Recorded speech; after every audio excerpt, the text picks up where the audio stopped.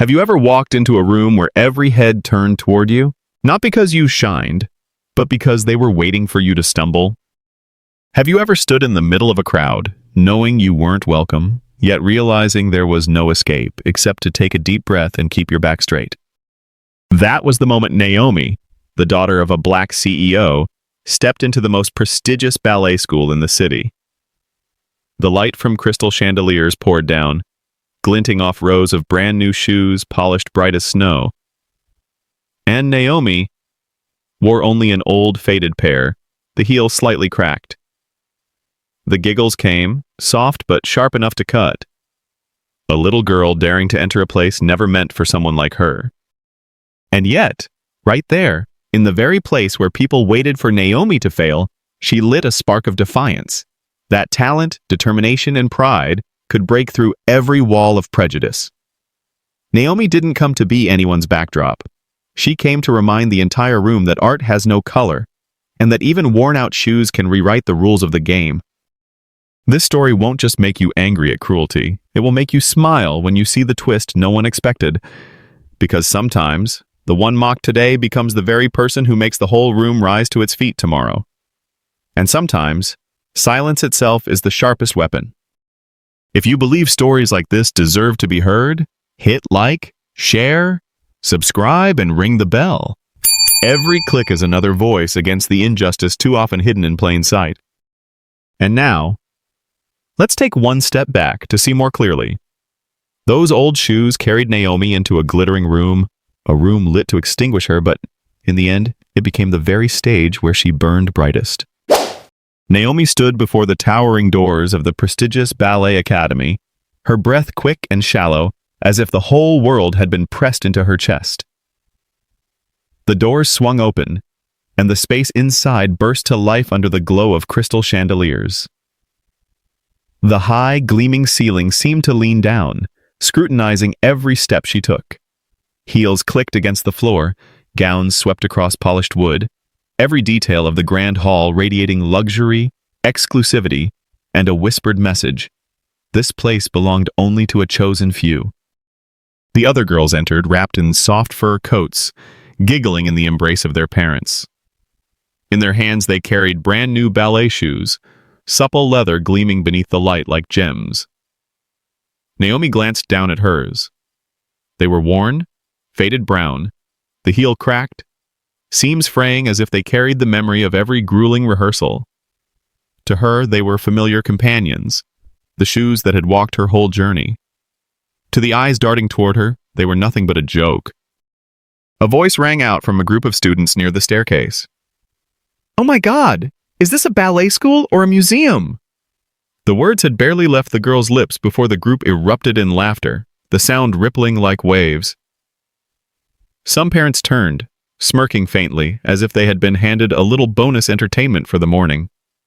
Naomi heard every word, every syllable sharp as tiny blades. But she didn't bow her head. Her shoulders stayed straight, her gaze locked ahead. Silence. That was her choice. Naomi knew any protest now would only paint her as the loud black girl in the lavish room. Silence, because she understood some battles weren't won by shouting, but by walking forward.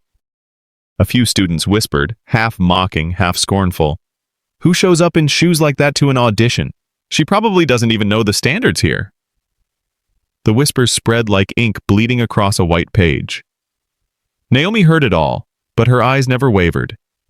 In them, an attentive observer could glimpse something else, something no one in that room could predict. And that was where the irony began. The very shoes they mocked would be the thing they would never forget. But in this moment, Naomi let them think she was out of place, a misplaced fragment in the wrong scene. The hall quieted again, swallowing her presence whole. But what they didn't know was that those old shoes weren't just entering a glamorous room. They were stepping straight into this school's history. They laughed at her shoes, but did they know those same shoes were about to grind their pride to dust? The line wasn't loud, but it broke the air apart. It struck each person in the vast hall like a soft tap against crystal, forcing them to stop and listen. "Oh my God, is this a museum or a ballet class?"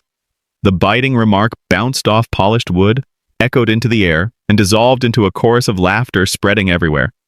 Snickers, giggles, mockery, as if the world had just found itself a new toy. Naomi heard it all. Not a word slipped past her. But she didn't drop her gaze, didn't retreat, didn't hide. Instead, she stood taller, like a tree in a storm. Her eyes stayed forward, neither answering nor avoiding. She let them see those worn shoes, let them laugh, let them believe they were winning. But in Naomi's eyes, there was a flame, a whisper only the sharpest could catch. These shoes had walked roads they could never imagine. A blonde girl bent toward her friend, whispering just loud enough for Naomi to hear. She probably thinks this is some charity audition. The laughter that followed was sharp, metallic. A parent nearby, instead of stopping it, smiled in agreement, as if cruelty was the most natural thing in the world. No one wanted to be called cruel, but everyone was comfortable in the crowd that jeered at the weak. Naomi stayed silent. That silence wasn't defeat. It was preparation. She wouldn't answer with words, but with the steadiness of each step. This room thought it could swallow her whole, but Naomi knew the truth. No one can extinguish a fire with their contempt. Sometimes, contempt itself becomes the fuel. In the shining glass panels reflecting Naomi's image, she saw herself. A young black girl in old shoes, standing in a sea of strangers. To others, it looked like displacement. To Naomi, it was the beginning. The louder they laughed, the clearer it became. She was exactly where she needed to be. The laughter faded but didn't vanish. It lingered in the air, a constant reminder that this place wasn't hers. But Naomi didn't need it to be hers. She only needed a moment, a single chance to turn the room into her stage. They laughed at her shoes, but every frayed seam, every crack in the heel carried a history they couldn't comprehend. And when that history revealed itself, today's laughter would turn into tomorrow's shame. They didn't know the shoes they mocked were waiting to answer back, in the only language they couldn't ridicule: dance. The laughter thinned, drifting like smoke after a party. Naomi walked on, her old shoes tapping gently on the wooden floor, each sound a quiet declaration that she was unshaken. Outsiders saw only a girl standing silent under scornful stares. But if they looked closer, they'd see something more. Her silence wasn't weakness, it was the sheath of a weapon sharpening in the dark. Those shoes weren't simply old. Their scuffs carried memories of late-night practices, of Naomi spinning until she was dizzy, falling, then rising again.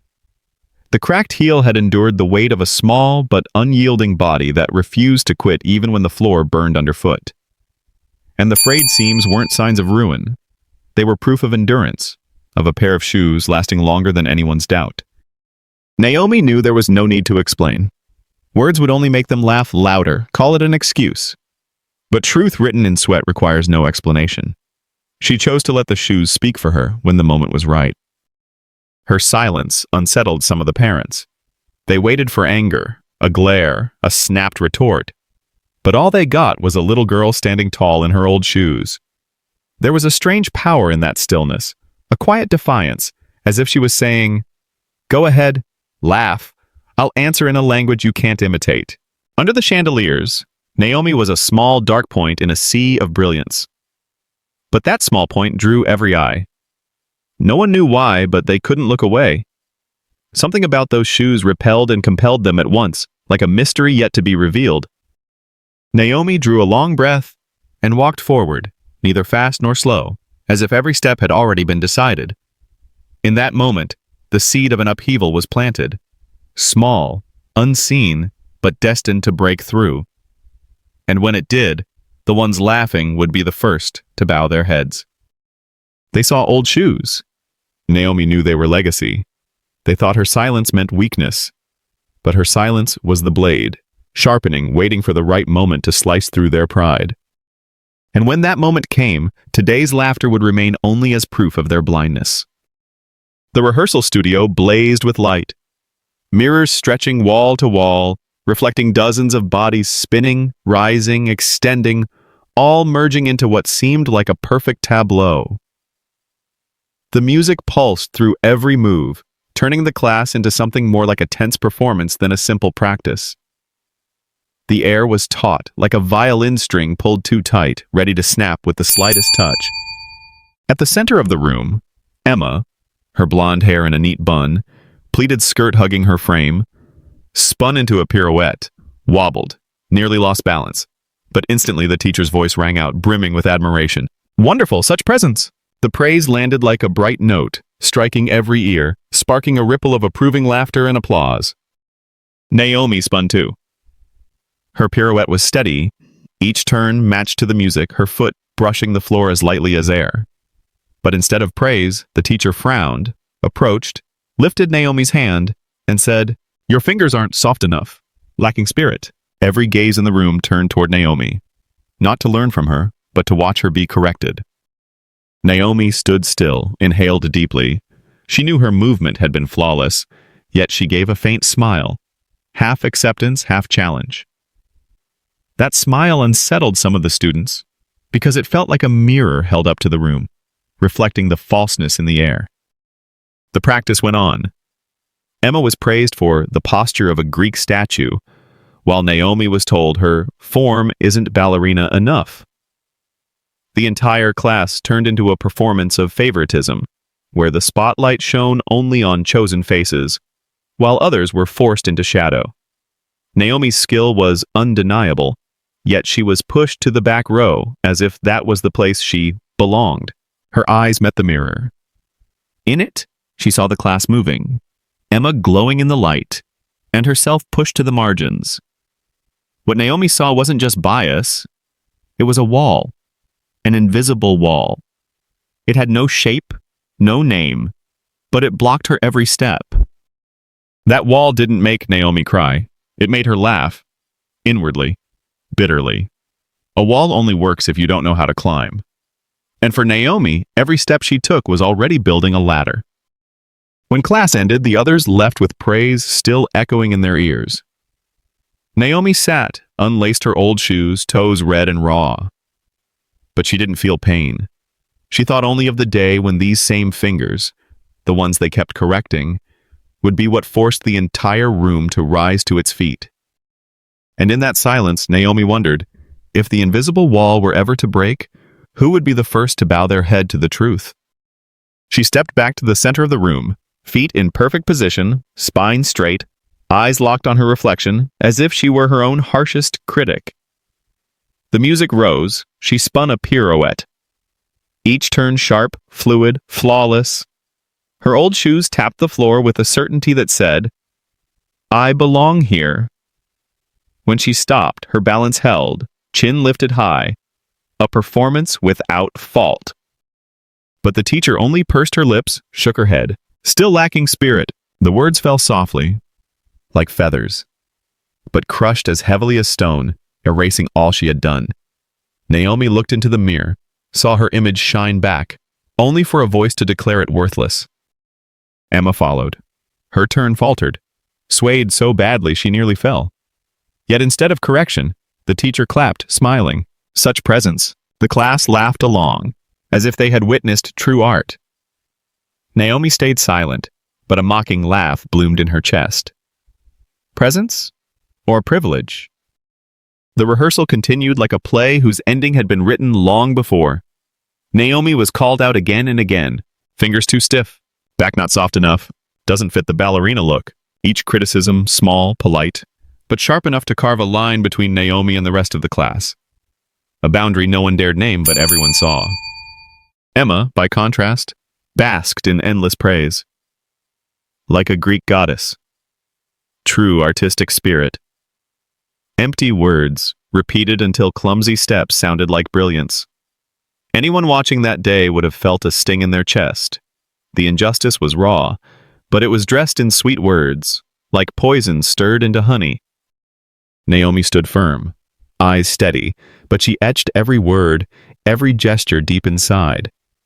These tiny slights were the bricks of the wall she faced, and instead of tearing it down at once, she let it grow taller, thicker, because she knew, the higher the wall, the louder the crash when it falls. In the mirror, she saw herself shoved to the back, a shadow in someone else's spotlight. But that image only made her stronger. A black girl in old shoes, dismissed, excluded. And yet, one day that same image would force them to question themselves, to realize who truly had presence. The teacher ended class with one more compliment for Emma, while Naomi quietly retied her laces. No one knew that beneath her silence was a vow. One day, these very old shoes would teach them what art really meant. And when that day came, today's false praise would stand as proof of their blindness. Naomi spun again, this time more perfect than before.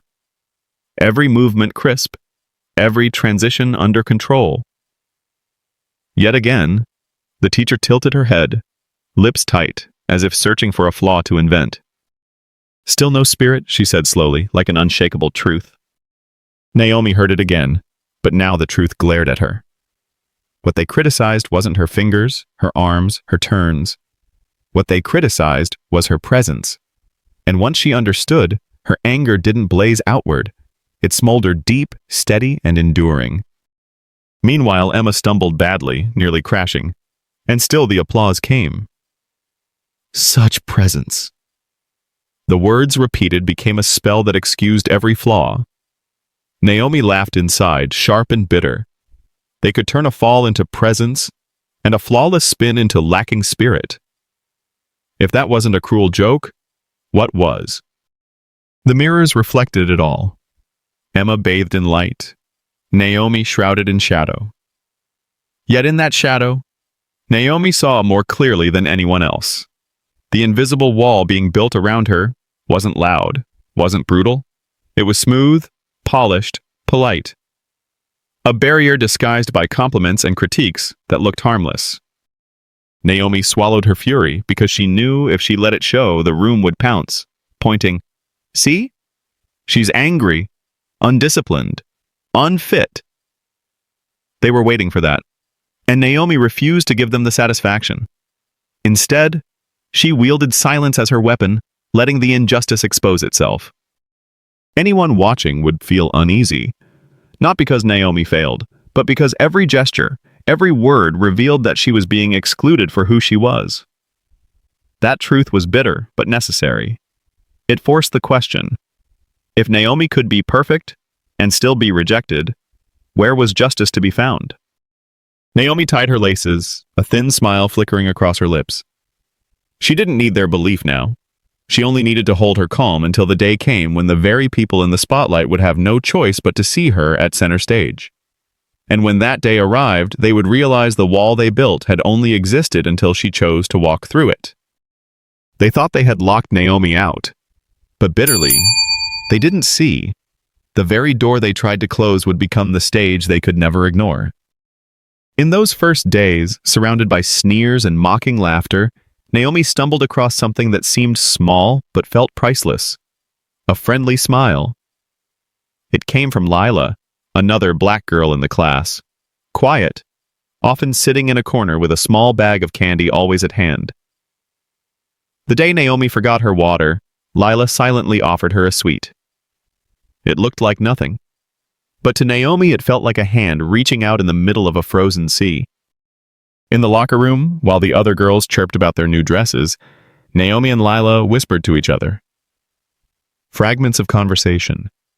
How hard the exercise was, what lunch had been like. Slowly formed a bridge. Naomi felt lighter, as if at last she had found an ally in this foreign school.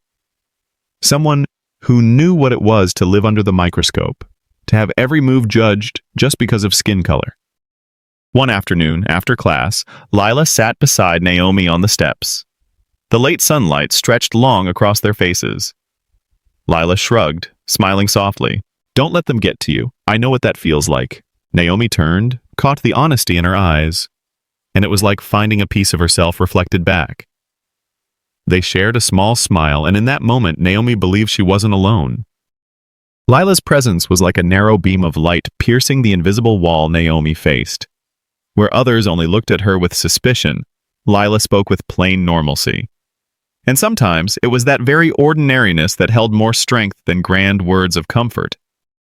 the locker room felt less suffocating. Instead of only hearing giggles aimed at her, Naomi now had Lila's whispers beside her. The candies, the small stories, the exchanged glances.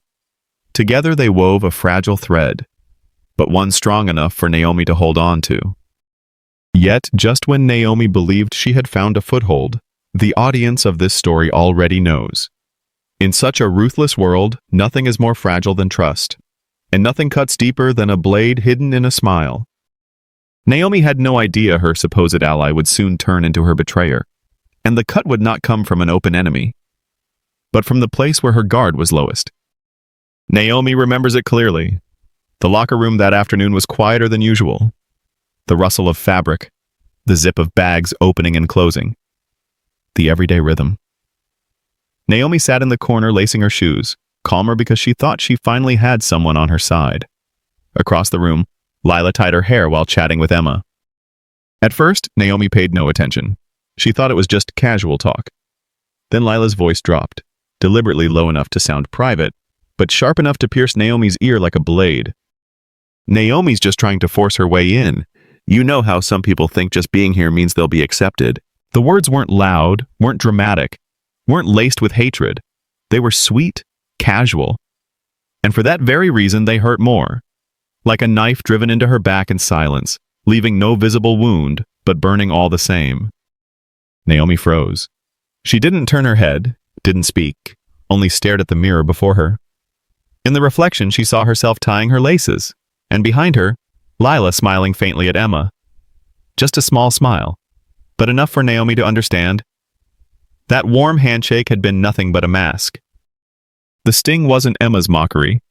Naomi was used to that. The sting was knowing the one she thought shared her struggle had laid another brick in the wall against her.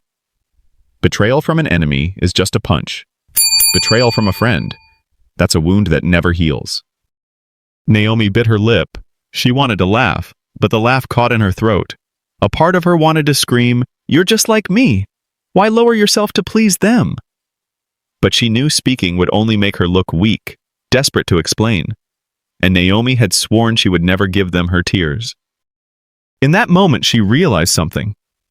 In this place, survival didn't mean siding with truth. It meant siding with power. And here, power wore Emma's pale face, not Naomi's or Lila's. Naomi rose and walked out of the locker room without a word. But inside, she carved a bitter smile into memory. One day, she promised, the whispers behind her back would be drowned out by her voice in a place no one could deny. This betrayal was sugar-sweet, but sharp as steel. And Naomi understood. The cut would only make her final performance unforgettable. She walked slowly down the hallway, the tap of her shoes faint but echoing inside her like hollow drums. Each step hammered the truth she didn't want to admit. She was completely alone. In her mind, she still saw Lila's face. That gentle smile, that tilt of the head as she whispered to Emma. Every detail was a long, dragging cut. Naomi had believed that, at least among the many scornful stares, she had one ally. But even among the few, she was still pushed out. The pain wasn't Emma's cruelty or the teacher's favoritism. It was that someone who should have understood her chose to turn away. That was isolation in its rawest form. No shouting, no spectacle. Just silence, smooth and merciless, freezing her to the bone. Naomi stopped by a large window.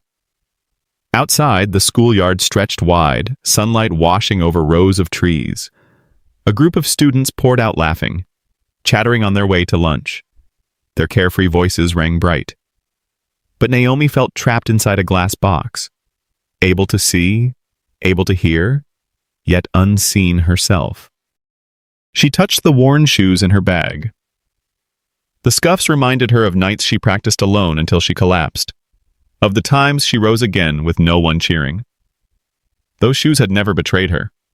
People did. And Naomi began to see. In this game, solitude wasn't defeat. It was proof that she had chosen a different place. One most others lacked the courage to stand. Anyone watching her at that window would feel their chest tighten. Because her silence wasn't emptiness. It was the echo of a soul cornered yet unbroken.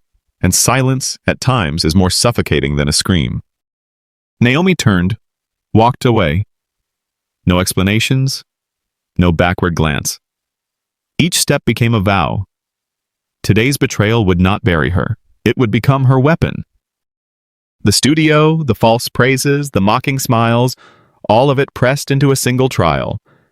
She would have to stand against the entire room, alone. Yet that very solitude was shaping her for a moment no one saw coming. They thought Naomi had been cast out. But the truth was, her isolation was making her the center, waiting for the explosion none of them expected. That evening, the Academy's grand hall was transformed into a glittering stage. Golden lights poured down, making every crystal glass sparkle, every metallic thread on expensive gowns gleam. Waltz music swelled, soft yet commanding, reminding everyone that this was more than a party. It was a display of rank. Girls twirled across the polished wooden floor, gowns sweeping, forming a whirl of color and prestige. Naomi stepped inside, wearing a simple pale blue dress her mother had chosen by hand. No lace frills, no shimmering sequins, just clean lines, modest, understated.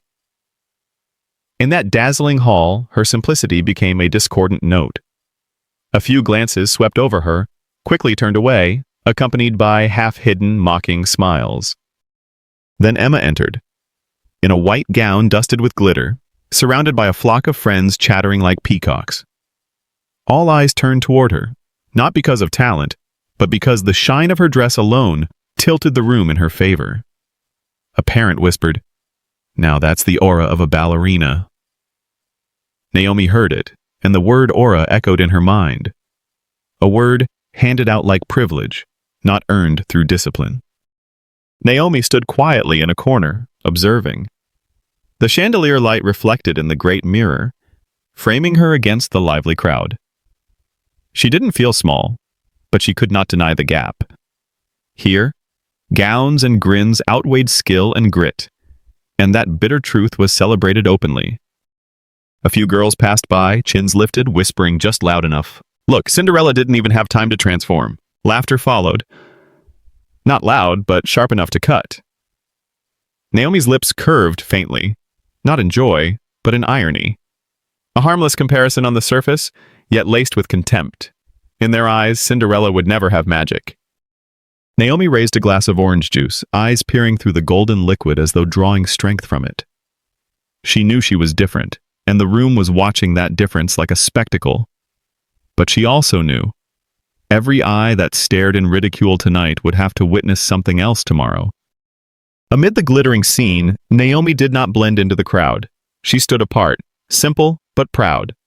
They mistook simplicity for weakness. Naomi knew better. Sometimes the low note defines the whole symphony. What none of them expected was that, in this hall of light, mockery would not stop at whispers. It would explode into a cruel performance that silenced the room.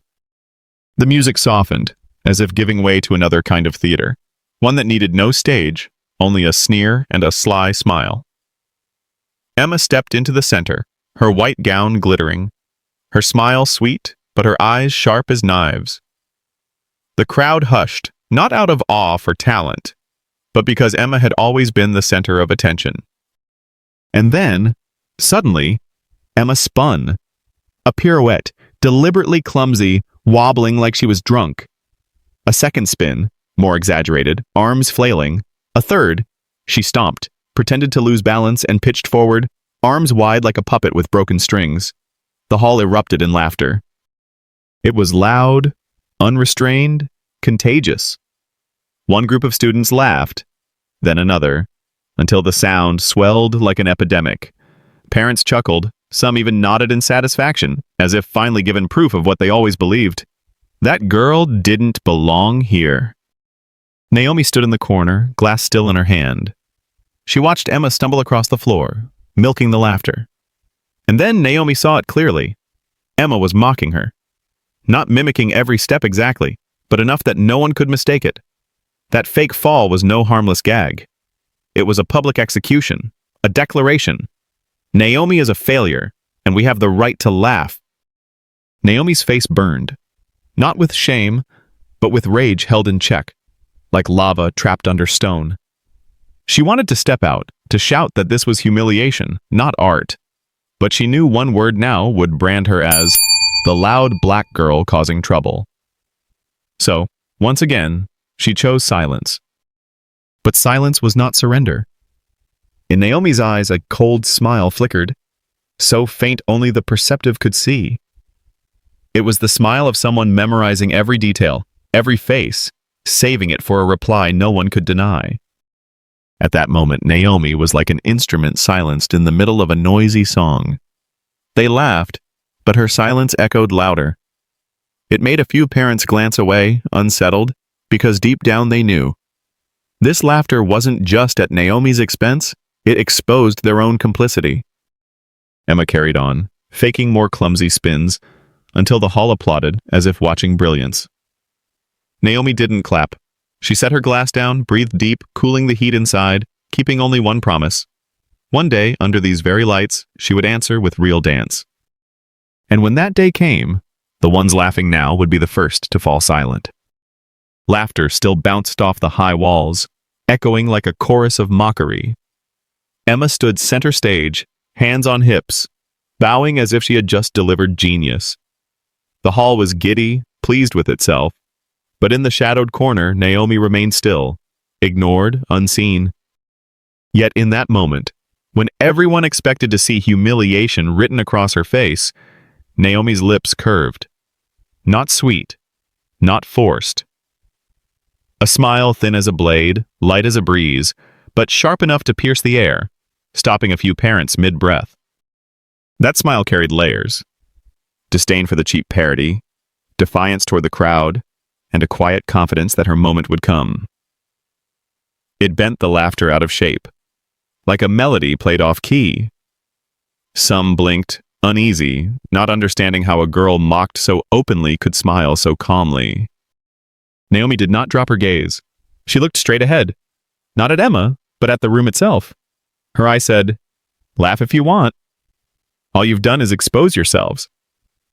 And suddenly, the laughter lost its certainty, thinning under the weight of her silence.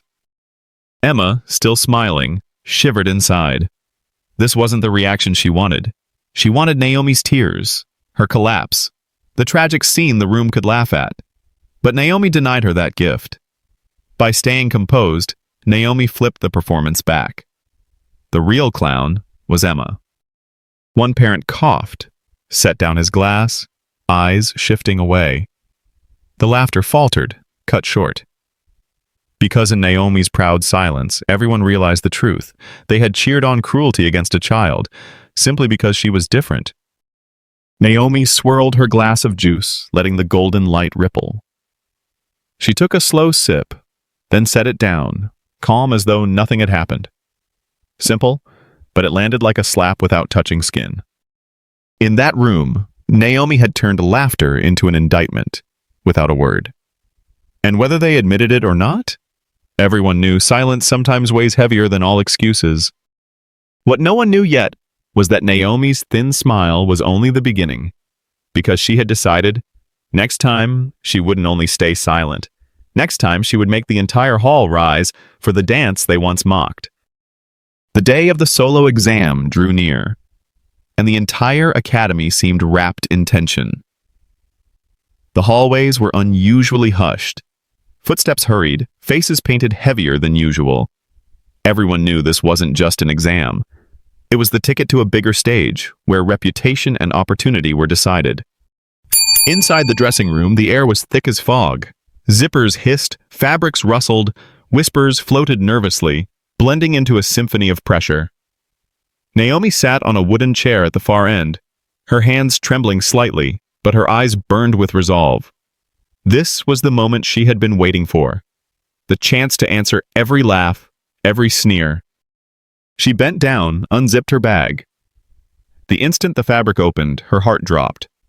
The white dress her mother had sewn with care had been torn, a long gash ripped across the hem. Threads dangled like fresh wounds. Naomi reached deeper, only to feel something worse. Thick glue smeared across her ballet shoes. Her fingers recoiled, pulling out sticky strands clinging like a cruel web. For a moment, the room seemed to hold its breath. Naomi looked up. The other girls kept fixing their hair, adjusting their dresses, pretending ignorance. But the sideways glances, the faint smirks, told the truth. This wasn't an accident. It was sabotage, meticulously planned. Naomi inhaled deeply. The sting of betrayal quickly hardened into a slow, simmering fury. They didn't just want to laugh at her. They wanted to bury her before she ever reached the stage. They couldn't bear the thought that a black girl in her old shoes might outshine them. Her hand brushed the torn hem of the dress, and the soft fabric recalled images of her mother stitching late into the night. Naomi's throat tightened, but no tears fell. No. This wasn't a moment for crying. This was a moment to turn humiliation into armor. She sat tall, laid the dress across her lap. From her side pouch, she pulled out needle and thread and began to sew, stitch by stitch, slow but steady. The ruined shoes sat beside her. She knew they'd never look the same. But instead of despair, she studied them differently now. If they couldn't be restored, she would weave them into the performance itself. In that stifling room, Naomi looked less like a dancer and more like a warrior preparing for battle. Not with swords, but with each stitch, each scar, each glued-over shoe. The others glanced at her, some giggling, convinced she was wasting her time. But Naomi's hands no longer shook. Because she knew. Sometimes, the very things meant to break you become your weapon. And today, that weapon would be unveiled on stage. Each stitch pierced the fabric with the sound of needles through pride. Trembling, yet firm. Naomi sewed as though she were stitching her dignity back into place. Around her, whispers rose, laced with contempt. They no longer bothered to hide it. In their eyes, Naomi was a trapped animal, struggling in vain. One girl muttered loudly enough for Naomi to hear. "She'll drop out. Who dare go on stage in a patched-up dress?" Laughter flickered sharp as pins. Naomi didn't look up. She sewed, the white stitches standing out like scars. But those scars didn't mar the dress. They turned it into a witness, proof that what was broken could survive. Her shoes still sat there, crusted with glue on the toes and heels. Each time Naomi touched them, the tacky residue clung to her fingers. She knew exactly what this was, a dirty trick meant to trip her before she even reached the stage. And if things went according to Emma's plan, Naomi would give up quietly, leaving the spotlight free. In the corner, Emma dabbed lipstick, glancing at Naomi with a gleam of triumph. To Emma, the game was already won. Girls like Naomi, poorer, less connected, darker-skinned, were expected to take the easy way out, to retreat quietly. And that retreat would only prove the hierarchy Emma lived by. Naomi felt the weight of Emma's stare, but refused to acknowledge it. She straightened her back, placed the ruined shoes in front of her, studying them like a challenge.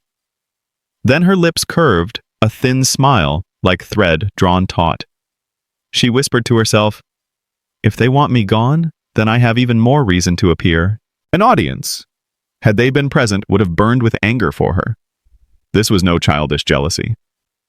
It was calculated sabotage. They believed Naomi would be too fragile to endure, that she'd dissolve in tears, vanish before the music began. But Emma and her allies didn't understand. Some rips and some stains don't destroy. They sharpen. Naomi kept sewing, kept cleaning the glued shoes, her hands now steady. That calm unsettled a few glances. They had expected a breakdown, yet saw only preparation. And when Naomi rose, holding the mended dress, her eyes spoke an unspoken challenge.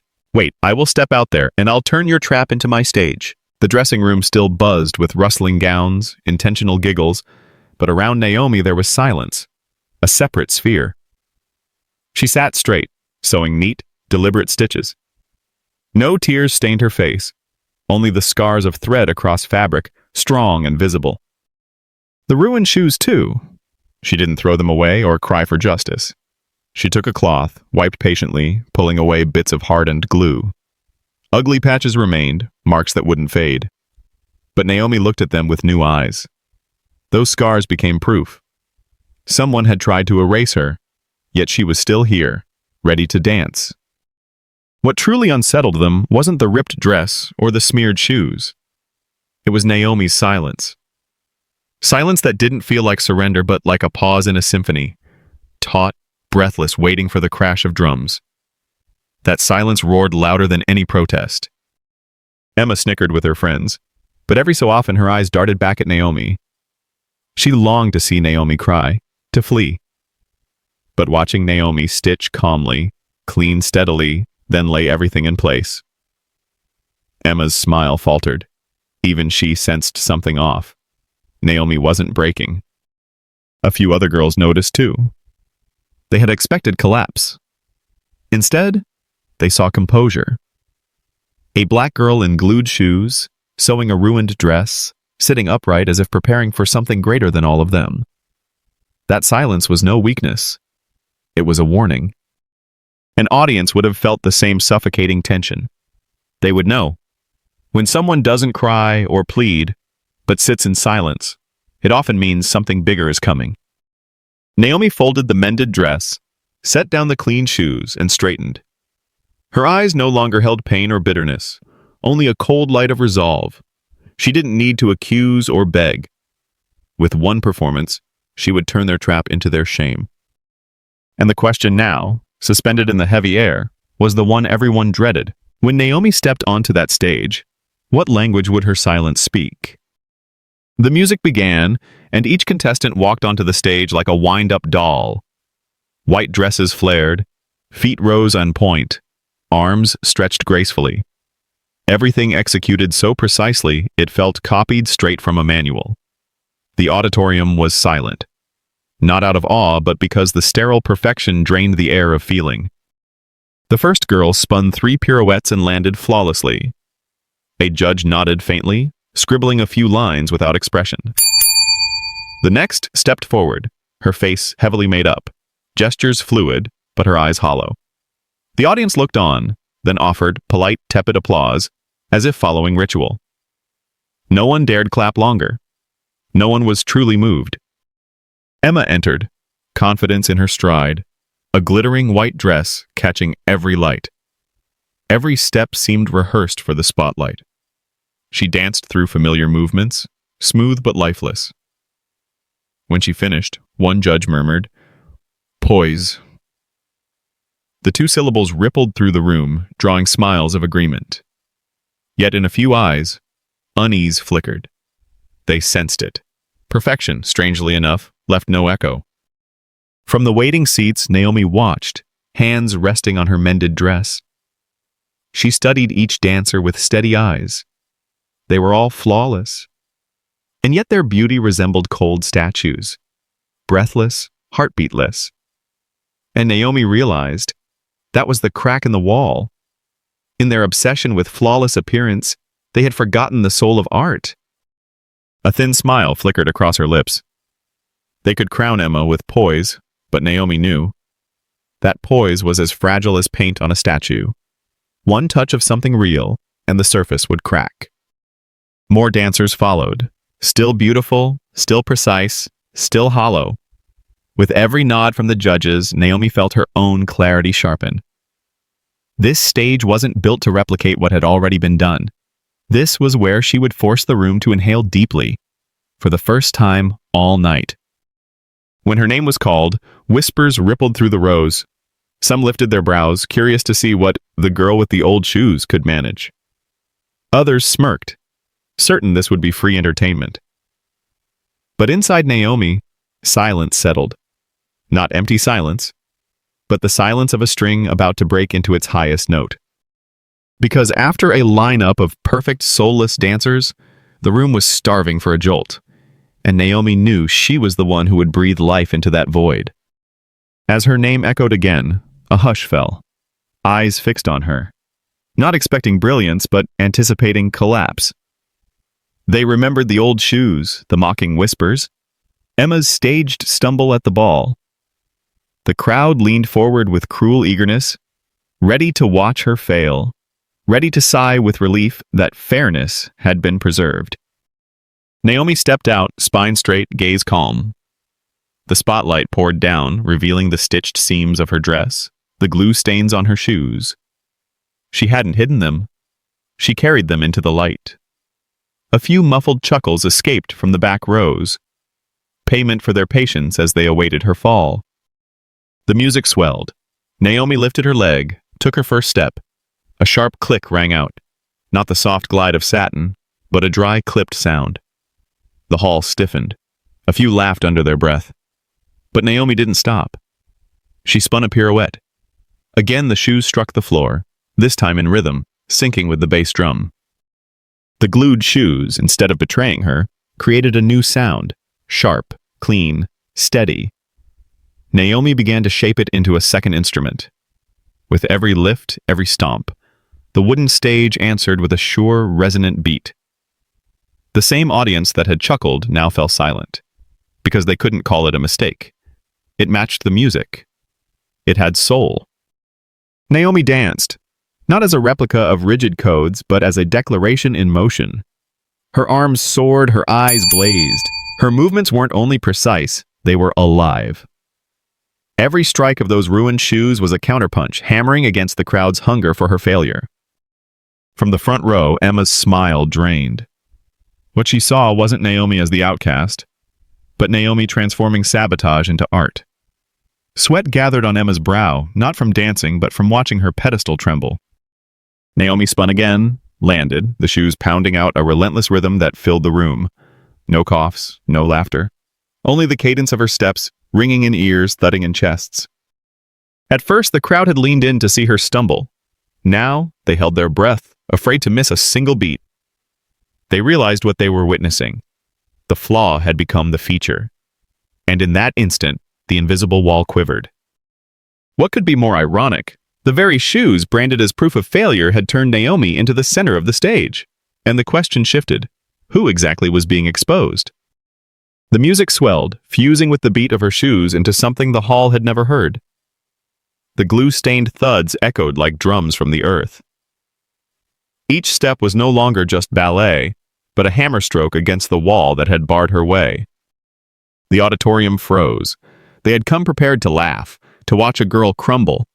Instead, they were held captive by a revelation. Naomi's movements, both delicate and fierce, merged classical ballet with raw rhythm, flowing like life itself.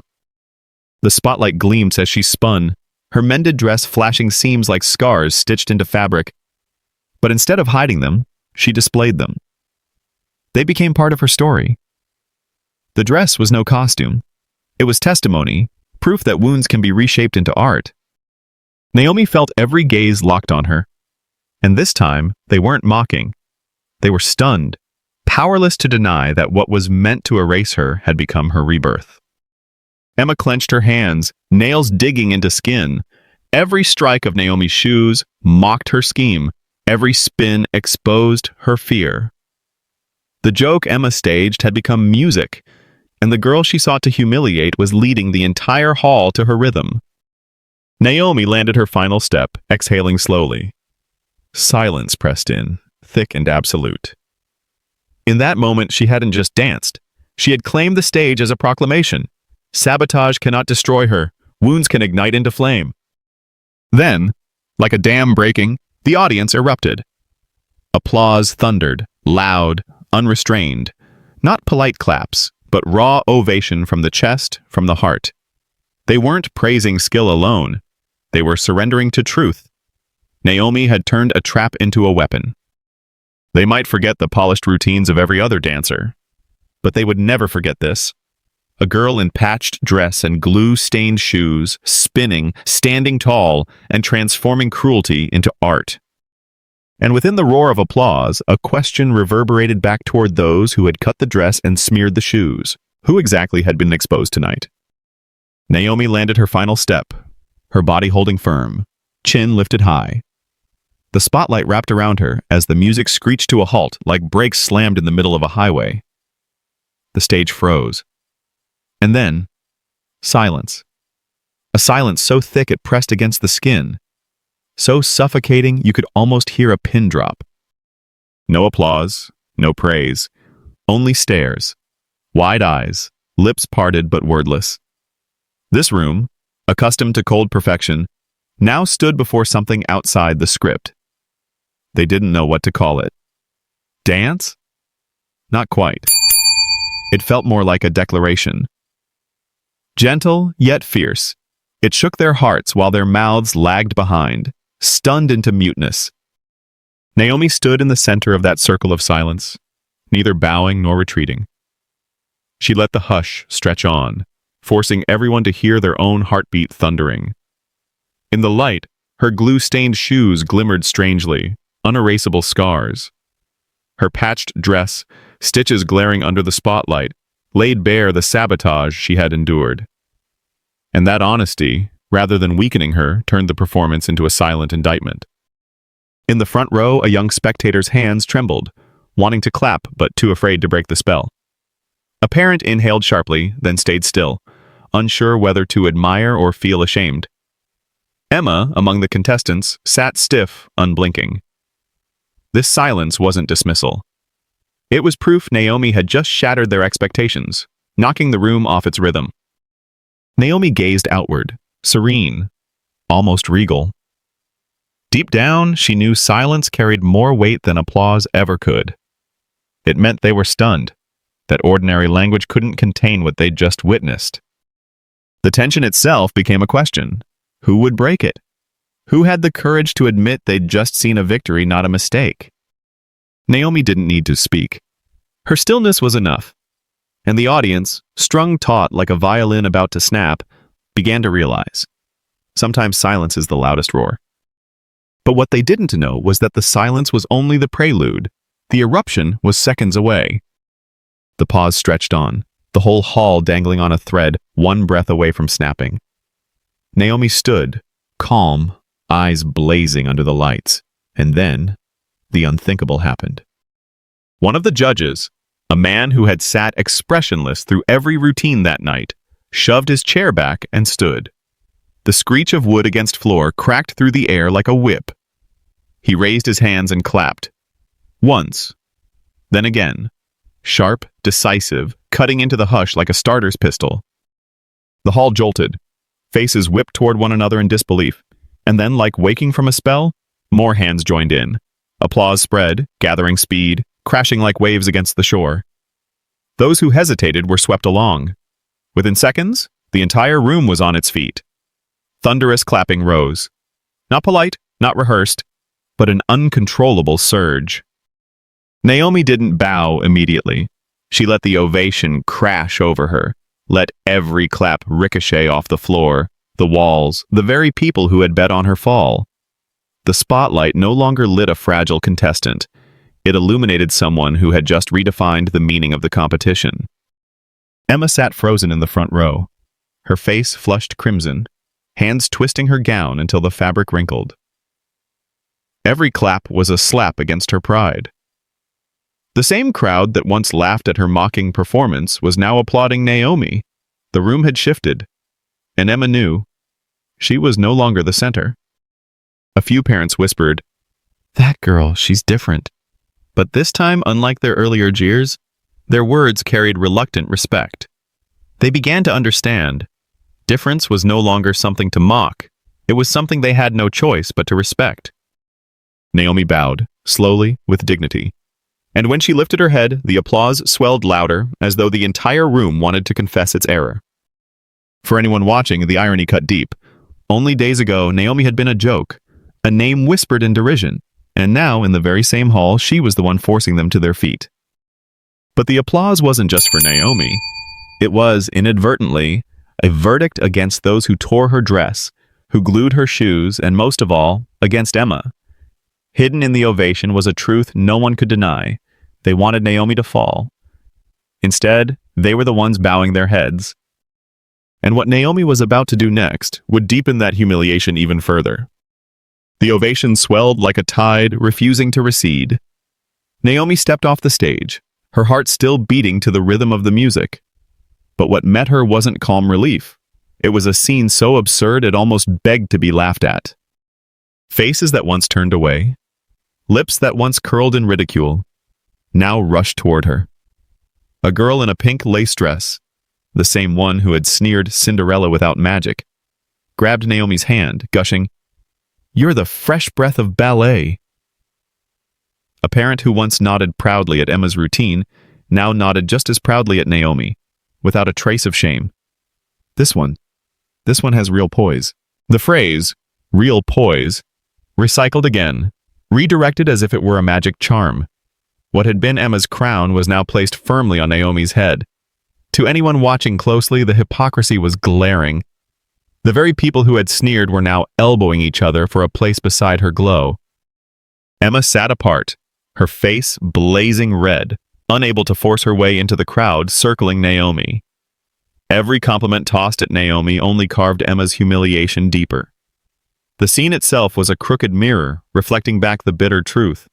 Loyalty in this room shifted faster than the sparkle of chandeliers overhead. Naomi, in that moment, didn't need speeches. She offered only a thin smile, enough to signal she saw through it all. She knew the praise wasn't truth, but convenience, and that very convenience turned into satire. The mob that once shoved her into darkness now clawed to bask in her reflected light. The judge who clapped first approached, eyes solemn. "What you did wasn't just dance," he said. "It was a declaration." Naomi inclined her head, accepting, but not forgetting. Minutes earlier he had sat frozen, waiting, unwilling to act until it was safe. His applause had been less courage than a late reflex to avoid being on the wrong side of history. The room brimmed with praise, but beneath it pulsed an irony impossible to miss. Recognition came not from bravery, but from fear of being left behind. They cheered Naomi not just for her talent, but because they knew one more minute of silence and their blindness would have been exposed. Naomi bowed again, lightly, not in thanks, but as a reminder. "I know what you just did, and so do you." In the thunderous ovation, a mocking undertone hummed. The outcast was now the centerpiece, while those who mocked scrambled to prove they'd always been on the right side. But one question still hung in the air. When the lights went out, would they still clap? The applause slowly ebbed, but its aftershocks still hung in the air. Naomi bowed, stepping back from the stage, her breath still quick but her eyes burning bright. The hall had yet to recover its composure when a deep voice rose from the judge's table. It wasn't congratulations, nor a dry remark. It was an astonished murmur, almost unconscious. "These shoes, I've seen them before." The words weren't loud, but they rippled outward like a stone tossed into still water. A few judges turned, curious. The audience began to whisper. Naomi froze, glancing down at her feet. Her old, frayed, glue-stained shoes. They were suddenly the center of attention. The older judge, hair streaked with gray, leaned on the table, his eyes drifting into some distant memory. "Yes, these very shoes," he whispered, almost to himself. "Years ago, a young black girl wore them, danced on a competition stage while the whole world laughed. And that night, she silenced them all." The hall seemed to hold its breath again. Some began to piece together what Naomi had never said aloud. The woman they knew now as a powerful black CEO, celebrated in glossy magazines as a rare success story, had once been that girl, standing alone, carving her place on a hostile stage in these very shoes. The cracks, the loosened stitches, were the scars of a history long denied. Naomi stood still, her soles suddenly heavy. She had never imagined this secret would surface now. But in this moment, the room understood. She wasn't dancing only for herself. She was carrying forward an unfinished story, her mother's. A parent gasped, half in awe, half in confusion. "Impossible! Those shoes have returned!" The words spread like fire through dry grass. The same shoes once ridiculed in the hallway now drew a reverent hush, though no one dared say it outright. Emma's face drained of color. What she had mocked, the patched dress, the battered shoes, had turned into a symbol. The bitter irony struck like a blow. What she tried to humiliate had become a banner of pride, written in sweat, blood, and defiance. Naomi said nothing. She shifted her foot, letting the sole scrape softly against the floor. The sound echoed, as though the shoes themselves were telling their story. And the audience, though silent, felt it. These weren't just shoes carrying Naomi forward. They bore the footprints of a generation forced out of the light. In that instant, everyone realized Naomi hadn't just performed a solo. She had reconnected a forgotten history. But a deeper question surfaced in their minds. If this truth had been hidden so long, how many more waited for shoes like these to uncover them? The whispers faded, yet something heavier lingered. A blend of reverence, shame, and awe. Naomi stood motionless, arms at her sides, the spotlight painting her worn shoes in unforgiving detail. And in that silence, she understood. Her dance had never been about proving herself alone. Each step carried the weight of those pushed aside, of dreams denied before they could bloom. The old shoes, once mocked in the corridors, now stood as a flag. Every tear, every hardened patch of glue, every frayed seam became proof of resilience. They told the story of those who dared enter rooms never meant for them, who kept their backs straight while the world willed them to bow. Naomi looked down and saw her mother's memory strapped to her own feet.